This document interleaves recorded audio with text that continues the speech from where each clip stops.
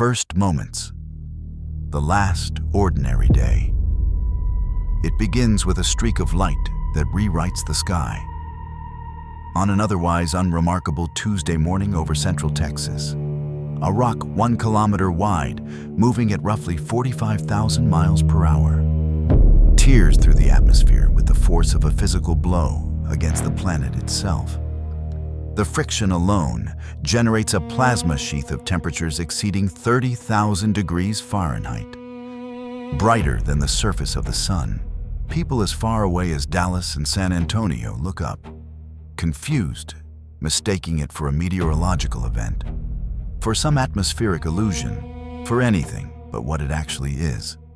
They have perhaps 20 seconds from first visibility to impact. The asteroid strikes approximately 40 miles south of downtown Houston, near the Brazos River Plain, outside the city of Richmond, Texas. The impact delivers energy equivalent to roughly 100,000 megatons of TNT, a number so vast it resists comprehension. To frame it differently, that is approximately 2 million times the force of the nuclear bomb dropped on Hiroshima.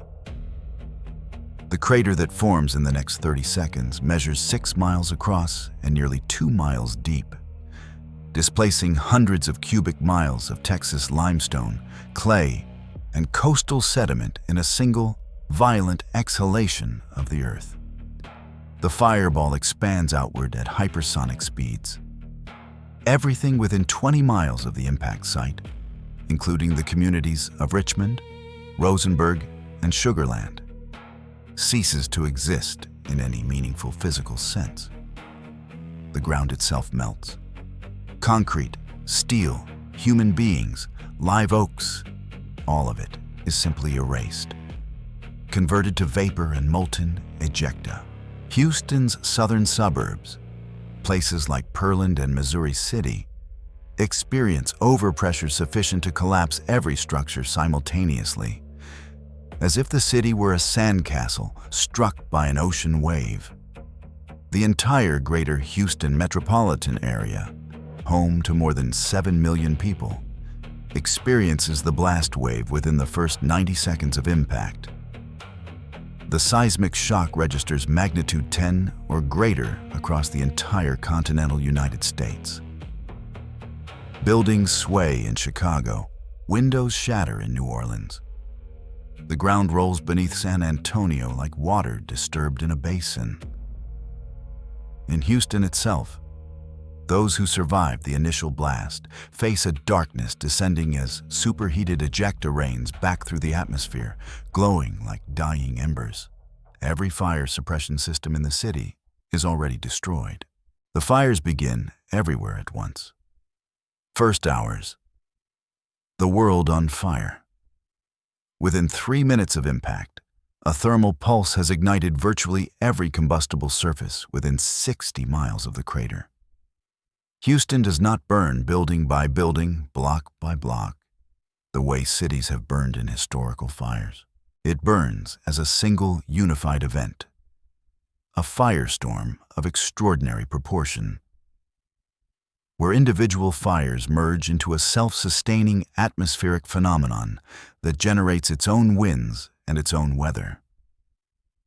Fire tornadoes hundreds of feet tall sweep through what remains of downtown Houston, the glass towers of the energy corridor, the tankers and refineries along the ship channel, the sprawling suburbs of Katy and Cypress to the northwest. All of it joins the combustion. The Bayou City sits atop one of the most significant petrochemical concentrations in the Western Hemisphere. The refineries of Pasadena and La Porte, which together process roughly 1 million barrels of crude oil per day, rupture catastrophically under the blast wave and then ignite. The resulting secondary explosions are visible and audible in Austin, 160 miles to the northwest. Toxic plumes containing benzene, hydrogen sulfide, ethylene oxide, and hundreds of other industrial compounds rise into the atmosphere in quantities that would, under ordinary circumstances, represent civilization-ending industrial disasters. Today, they are merely footnotes, At the same time, the crater itself is releasing an enormous pulse of steam and debris. The Brazos River and the regional aquifer, suddenly exposed to a cavity of impossible depth and temperature, are flashing to steam and water vapor. This moisture rises into the already disturbed atmosphere and begins driving the weather system that will govern Texas for weeks. A ring-shaped tsunami of air, technically called an airburst wavefront, radiates outward from the impact point at supersonic speeds. It reaches San Antonio, 200 miles away, within 12 minutes, arriving with wind speeds exceeding 300 miles per hour. It reaches Dallas, 300 miles north, within 18 minutes. Buildings, trees, vehicles, and people are simply swept from their foundations in a 2-minute window of apocalyptic wind. By the end of the first hour, emergency response at any meaningful scale is simply impossible. The Federal Emergency Management Agency begins activating disaster protocols in Washington, but the scale of the event overwhelms every framework that exists. Roughly 3 million people in the immediate Houston metropolitan area have died within 60 minutes of impact.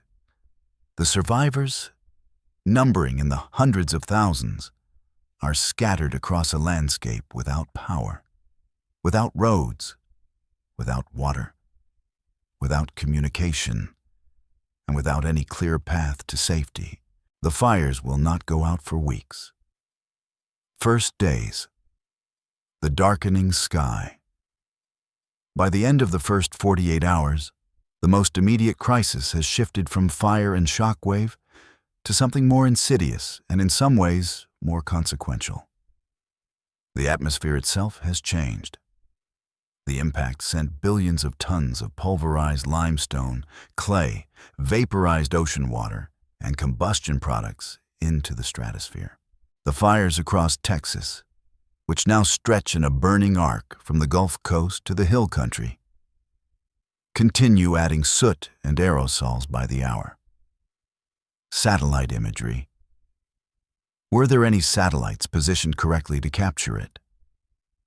Would show a dark, spreading stain across the southeastern United States, reaching as far north as Kansas City and as far east as Atlanta within just 2 days. The temperature drop is already measurable.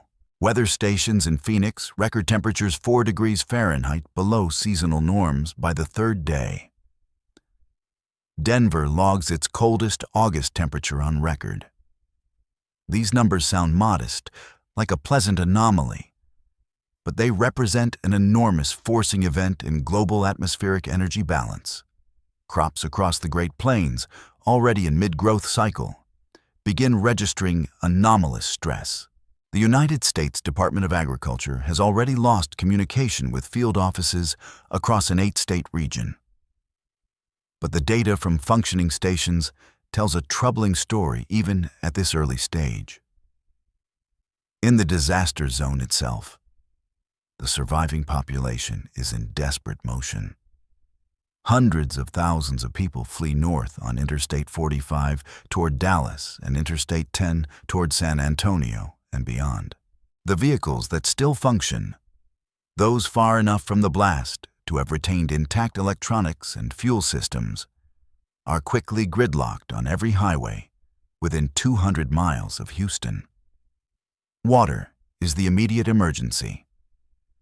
The municipal water systems for Houston, Austin, and San Antonio are either destroyed, contaminated with industrial chemicals, or simply depressurized due to infrastructure collapse. The aquifer recharge zones in the hill country are clogged with debris and ash. The federal government mobilizes the National Guard across Texas, Louisiana, Oklahoma, New Mexico, and beyond. The military begins establishing medical corridors along the northern evacuation routes. Congress votes emergency appropriations within 36 hours of impact, a speed unprecedented in legislative history. The president declares the entire state of Texas a federal disaster zone and requests international humanitarian assistance. 52 nations respond within 24 hours. The scale of human suffering in those first 3 days is comparable to no historical precedent. Not Pompeii, not Hiroshima, not any event recorded in the long and painful history of civilization's encounters with catastrophe. First weeks. The long cold comes. 3 weeks after impact, the atmospheric aerosol loading reaches its peak.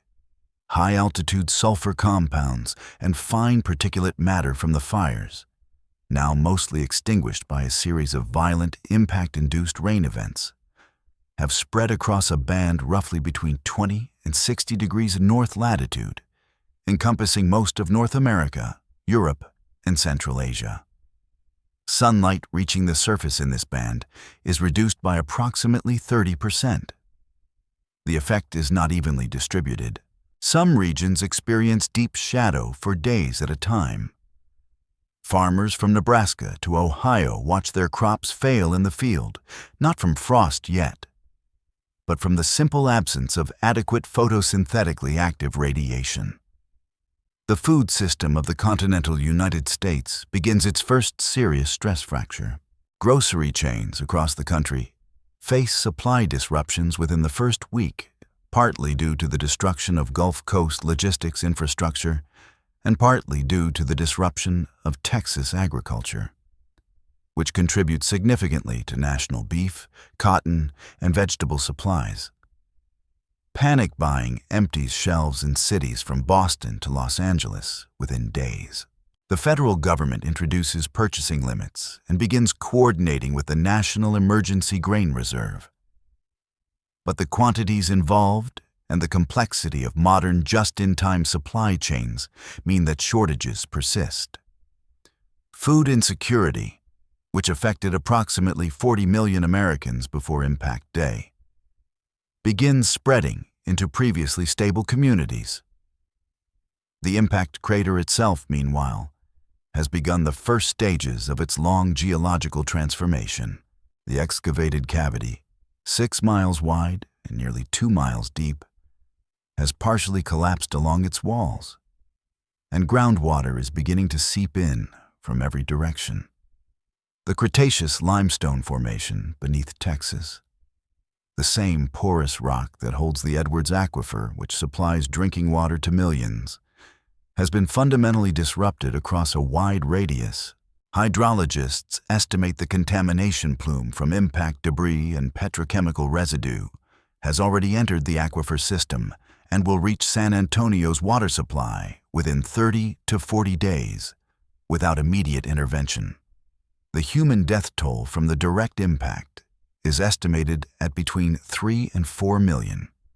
But epidemiologists and public health officials are increasingly concerned about the secondary death toll now accumulating. Hospitals across Texas that survived the impact are overwhelmed beyond any conceivable capacity. Infectious disease outbreaks emerge in displacement camps. Respiratory illness from smoke and chemical exposure affects hundreds of thousands. The disaster is revealing itself not as a single event, but as a cascading system failure, in which each consequence generates new and unpredictable consequences of its own. First year, the new arithmetic of survival. 12 months after the Brazos impact, as it is now formally called in scientific and governmental literature, the world has reorganized itself around a new set of constraints. The global average surface temperature has dropped by approximately 1.8 degrees Fahrenheit, a number that sounds trivial, but represents a dramatic shift in agricultural viability across temperate latitudes. The worst of the stratospheric aerosols are beginning to settle. But the warming recovery will be slow, measured in years rather than months. For a single growing season, the United States experienced crop yields roughly 30 to 40% below the 5-year average across the grain-producing states of the Midwest and Great Plains. This shortfall has triggered the most serious global food crisis since the post-World War II famines, affecting supply chains and caloric availability across every inhabited continent. Texas, as a defined place, is in the early stages of a profound reorganization. The crater zone remains uninhabitable, an active geological feature still venting steam and undergoing wall collapse. The surrounding 50-mile radius, encompassing what had been some of the most densely developed land in America, is a landscape of fire-scoured earth, collapsed structures, and chemically contaminated soil. Federal authorities have formally designated this zone as a national exclusion area, a legal designation that has no historical precedent. Approximately 1.2 million properties have been formally condemned by the federal government. The displacement of roughly 4 million survivors is now being managed as a long-term resettlement challenge, not a temporary evacuation. Houston's story, in particular, has become a cultural touchstone for American identity. The city that rose from a coastal swamp to become the fourth largest in the United States. The engine of the national energy economy, the home of NASA's Johnson Space Center, has been reduced to a perimeter of ghost neighborhoods surrounding an expanding wasteland. The cultural grief is immense. Houston was more than a city. It was a kind of American argument for the power of growth and possibility. Its loss registers in the national consciousness the way the loss of a great river or mountain range would register, as a permanent diminishment of the American landscape. Science, however, is also beginning its work in earnest. Research stations have been established at the crater rim. Geologists from the United States Geological Survey, planetary scientists from NASA, and atmospheric researchers from dozens of universities are gathering data that has never been collected in human history at this scale. This impact, this catastrophe, is also the most important geological event witnessed by modern science. From its devastation, slowly and with great difficulty, understanding will grow. Years are 1 to 10, the decade of reconstruction and revelation. The first decade after the Brazos impact is defined by two simultaneous realities moving in opposite directions. The immense human effort to rebuild and recover, and the accelerating transformation of the impact zone itself into something the Earth has not hosted in 66 million years. Both processes are real, both are extraordinary, and they will eventually intersect in ways that reshape not just the physical landscape of Texas, but the social contract of the United States. On the human side, the reconstruction effort becomes the largest public works mobilization in American history, exceeding the New Deal, the interstate highway system, and the post-World War II economic expansion combined. Congress appropriates more than $8 trillion over the first decade, restructuring the national budget in ways that affect every federal program. New cities are built across northern Texas and Oklahoma to house the displaced population. Infrastructure corridors are established connecting these communities to the national grid, water systems, and transportation networks. The political argument over who bears the cost and who benefits from reconstruction reshapes American politics for a generation. Internationally, the impact accelerates planetary defense initiatives that had previously existed only in early planning stages. The United States, in collaboration with the European Space Agency, China, Japan, and Russia, establishes the Global Planetary Defense Consortium, a permanent intergovernmental body with a mandate to identify, track, and if necessary deflect near-Earth objects.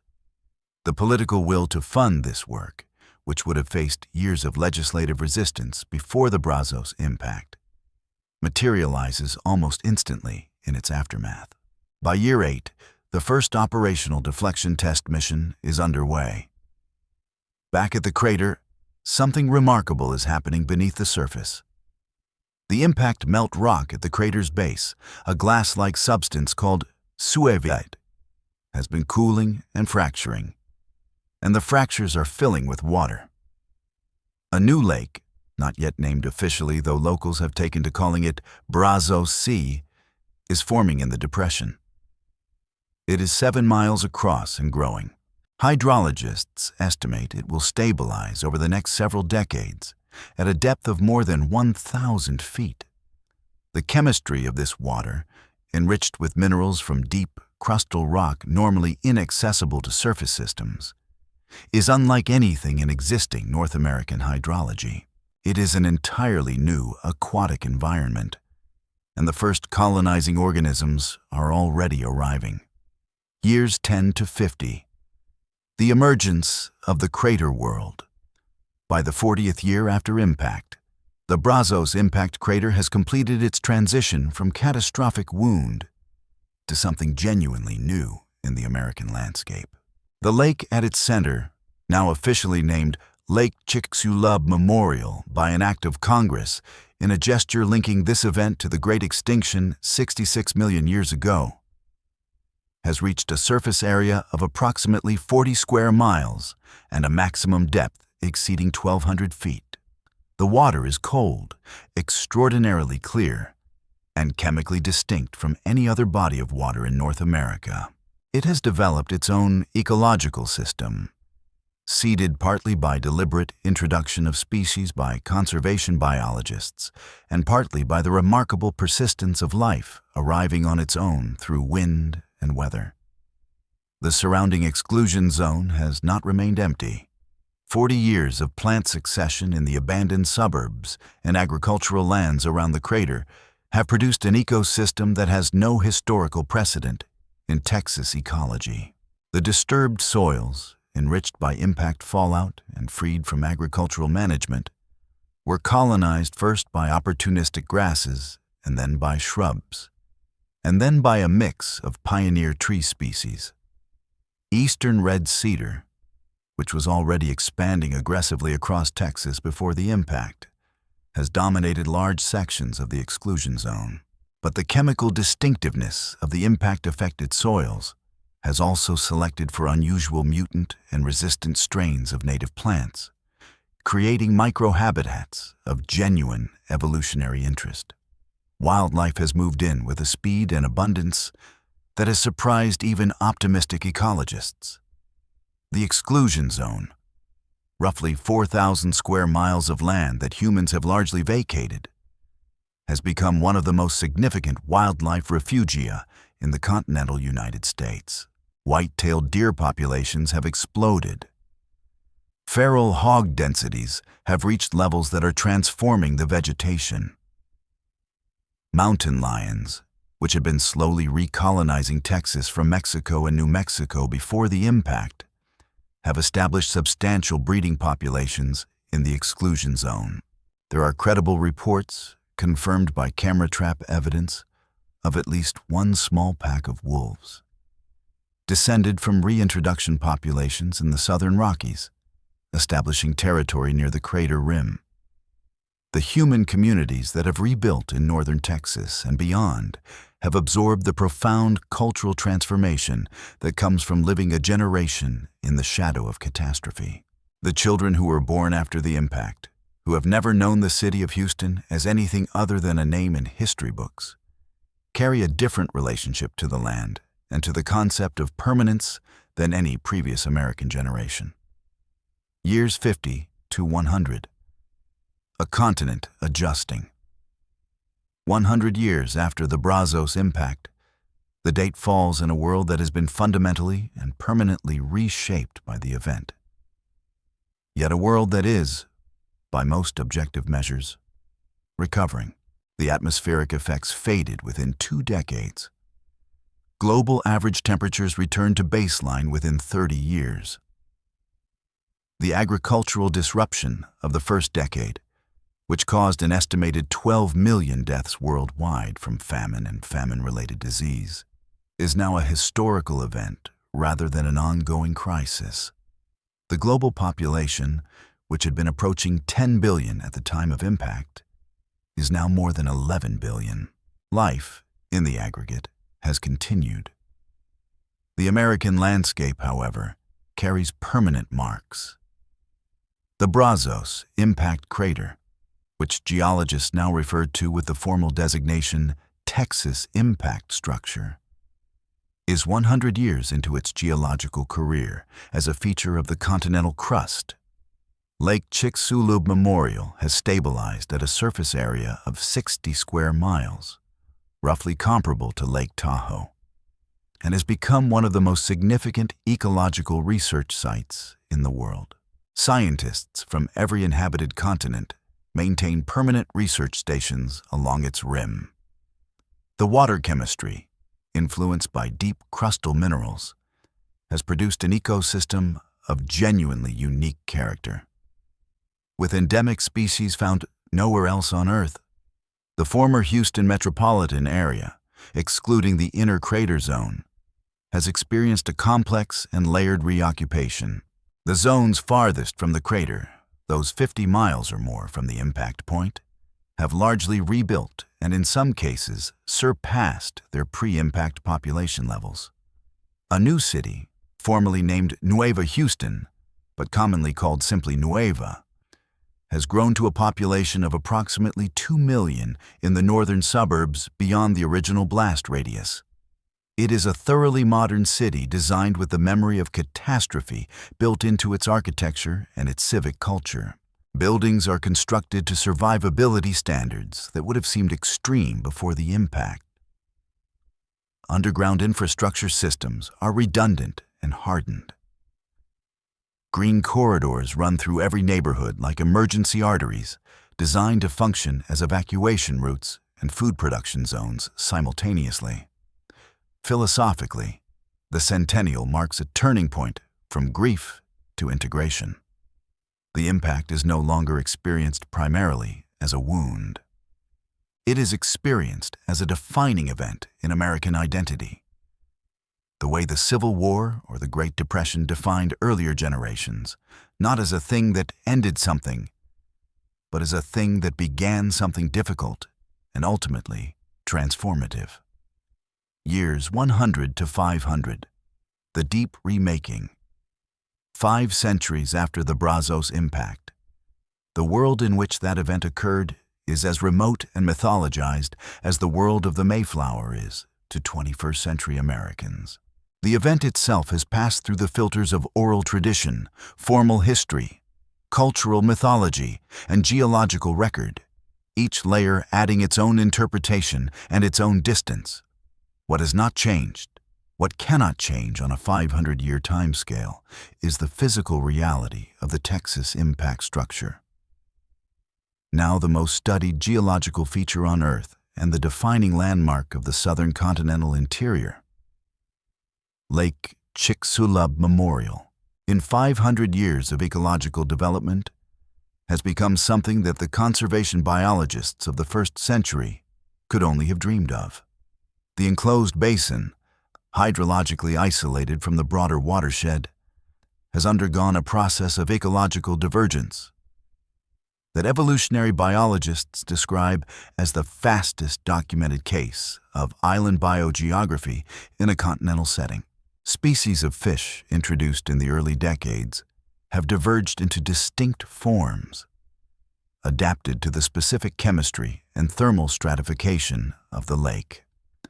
At least 12 species endemic to the lake have been formally described in the biological literature, including 3 that show morphological differences significant enough to suggest they are on a trajectory toward speciation. The surrounding exclusion zone, which expanded slightly in the 2nd century as contamination studies revealed longer-range chemical effects than initially measured, has now been formally designated the Texas Crater National Wilderness, covering approximately 6,000 square miles. It is larger than Connecticut and Rhode Island combined. In its 5 centuries of ecological recovery, it has become the most ecologically rich landscape in the continental United States. Predator-prey dynamics that have been absent from the American interior since the Pleistocene have re-established themselves. Bison have returned in large free-roaming herds. A hybrid canid population, descended from wolf recolonizers and existing coyote stock, has become the dominant large predator. Ecologists argue with genuine excitement about whether this hybrid represents a new ecological role or merely a substitute for what was there before.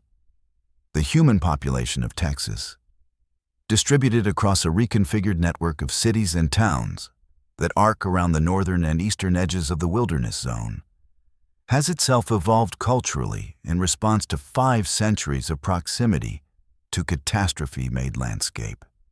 The impact is not ancient history in the emotional sense. It is the creation story of modern Texas culture, the event that defines what the land is and what it demands of those who live on it. Years 500 to 1000. The millennium threshold. 1,000 years after the Brazos impact, the event has crossed a threshold from human memory into geological record. No living tradition, however carefully maintained, can bridge a millennium with the intimacy of genuine cultural transmission. What remains is architecture, text, monument, and the land itself. The Texas impact structure has joined the short list of impact craters that human beings have named and studied since the development of planetary science. Barringer Crater in Arizona, Chicxulub beneath the Yucatan, Manicouagan in Quebec. It is the only one in this group that occurred within recorded human history. And this distinction makes it, to the scientists and historians of the 31st century, the most important geological feature in the world.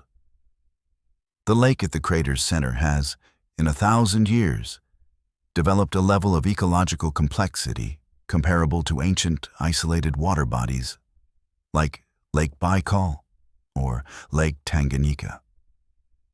The total number of endemic species identified in and around the Texas impact structure exceeds 300. The surrounding wilderness, now formally managed as a scientific preserve by a federal agency with a mandate unusual in American governance, covering an area 10 times the size of the pre-impact Houston metropolitan area, has achieved something ecologists in the impact's first century hardly dared imagine. The assemblage of species present, the ecological processes at work, the landscape scale dynamics of predation and succession and disturbance, together constitute an ecosystem that has no analog in the modern world. The greater metropolitan region that replaced Houston, distributed across a web of medium-sized cities connected by high-speed rail and linked by the vast green corridor of the wilderness, houses a population of approximately 9 million people. They live with the crater the way ancient Romans lived with Vesuvius, as a permanent reminder that the landscape is not a backdrop, but an actor, capable of sudden and total revision of every assumption. The cultural traditions of the Texas crater region have, over a millennium, developed a distinctive relationship with geological time that is without parallel in American culture. Scientists of the 31st century, using tools of measurement and analysis that would be unrecognizable to their predecessors, have completed a comprehensive survey of the impact structure that reveals new details about the subsurface geology. The fracture network extends more than 30 miles from the crater rim. The hydrothermal activity in the deepest parts of the lake, fed by residual geothermal heat from the impact melt, has been continuous for 1,000 years and shows no signs of cessation within any foreseeable geological time frame. Years 1,000 to 1,000 and beyond. The long memory of stone. 10,000 years after the Brazos impact, the event rests at the same temporal distance from its future as the end of the last ice age rests from the 21st century. The mammoths and mastodons vanished roughly that long ago. The great ice sheets retreated. The first permanent human settlements emerged. A span of time that enormous does not merely age an event. It transforms it from history into geology. from story into stone. The Texas impact structure, 10 millennia after the moment of impact, has completed its first full chapter of existence as a permanent feature of the North American craton.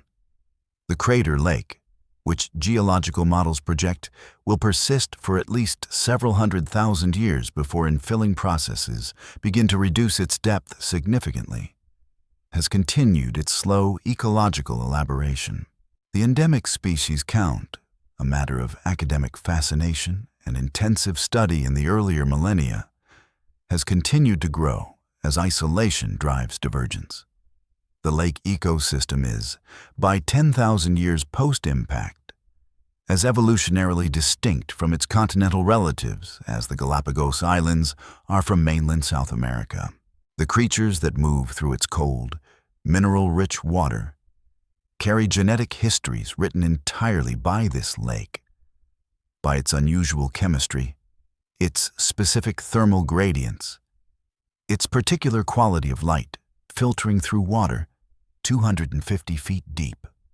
The surrounding landscape has undergone its own long transformation.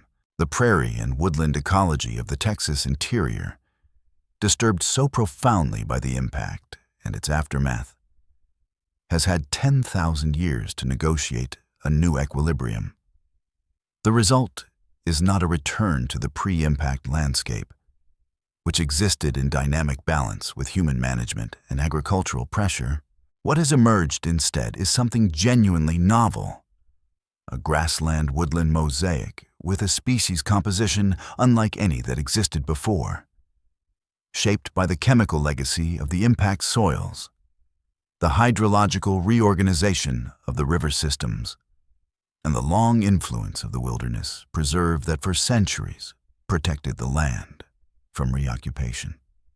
The human civilization of this far future, which it would be presumptuous to describe in detail, nonetheless carries forward one inescapable legacy of the Brazos impact. The event, unique in recorded human history as a kilometer-scale asteroid impact, witnessed and survived by a modern civilization, demonstrated with absolute clarity that the universe is not indifferent to Earth in the way that comfortable modernity had been tempted to assume. The sky is not a passive backdrop. Space is full of objects moving at speeds and carrying energies that dwarf anything human ingenuity has ever constructed. That knowledge, which planetary scientists had held for decades before Impact Day, but which had never truly penetrated the broader culture, became after the Brazos event the organizing assumption of an entire civilization. The question was no longer whether such events could happen. The question, which humanity answered with remarkable collective resolve, was what kind of species we intended to be in response. One that waited, or one that watched, and acted, and persevered.